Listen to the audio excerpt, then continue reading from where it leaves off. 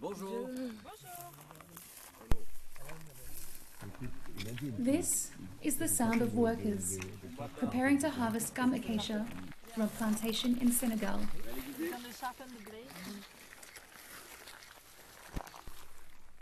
Acacia gum is grown on trees in dry, arid areas along the gum belt in Africa. Here, we are 3 hours inland from Dakar to learn exactly how the odorless, colourless gum is produced. This plantation was started in 2004, so we have almost 4,000 hectares in this area, and the trees per hectare will be 400 trees. So it means very big trees that we have. So the plantation, we have carried them out so that to have gum. Instead of going to collect gum from the farmers, which are using the natural trees, and the group has decided to have its own plantation to make sure that they can master the production of gum in Senegal. Food Navigator is here with French company Alland Robert. Founded more than 130 years ago, the family-run business sources, processes, and sells the acacia gum to 69 countries worldwide. A large proportion of its customers are food and beverage manufacturers who use the plant exudate as a natural texturizing agent. Acacia gum is also known as food additive E414. Alland Robert has been created in 1894 by my great-great-grandfather. Therefore, I'm the fifth generation of CEO and owner of this company. From the very start, this company has been specialized in collecting the gum acacia. It was a trading company, and since 40 years now, we've started to become an industrial company. We are transforming the gum in France, in our two factories in Normandy. And nowadays we are selling the gum acacia 95% at export in the food industry. Gum acacia is produced for Alland Robert through a process known as tapping, which involves removing a strip of bark to expose the tree to what is, across the gum belt in Africa, an arid climate. The tree then exudes gum to protect it against further moisture loss, and farmers rotate the part of the bark they remove so that the tree has time to regenerate. The tapping will happen when the tree starts losing its leaves. When the tree is stressed. It is the only being in the world which is productive when it is stressed. That's amazing, It will done in the period of October and November generally. So maximum one month. You cannot do it any time of the year, any period of the year. It's only when the dry wind start blowing, then the leaves will be falling. Then you start tapping. Then 15 days after tapping, the gum start to come out. Then you will come and pick it. So we can pick up 5 times, in the year. It means that five months. So when all the conditions are there, so you can from mid-December up to early May, you can do the harvest. It means collecting the gum from the tree.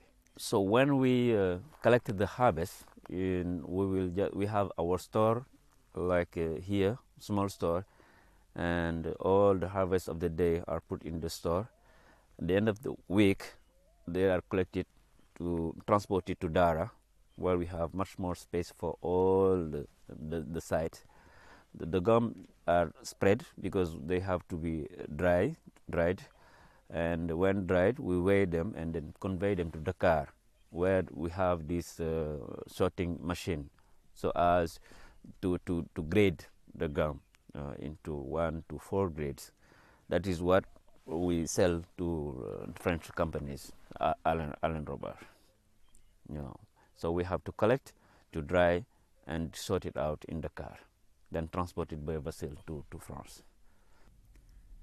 Acacia gum is used across the food and beverage industries, including in baked products, confectionery, and in carbonated soft drinks. It is a natural emulsifier, stabilizer, and fiber, and can extend products' shelf life and improve mouthfeel. There are three main applications. The most critical is for the emulsion, the soft drinks. Secondly, in confectionery, very well known as the sugar-free chewing gum coating. It's, let's say, our biggest potential, but not existing customers, and in the flavors. But there are new applications like fibers. All the organic foodstuff are asking for organic vegetable product, and gum acacia is a pretty good candidate for that. And nowadays we are trying to replace what we call the E number. And gum acacia, of course, has an E number E414, but people can label it as gum acacia.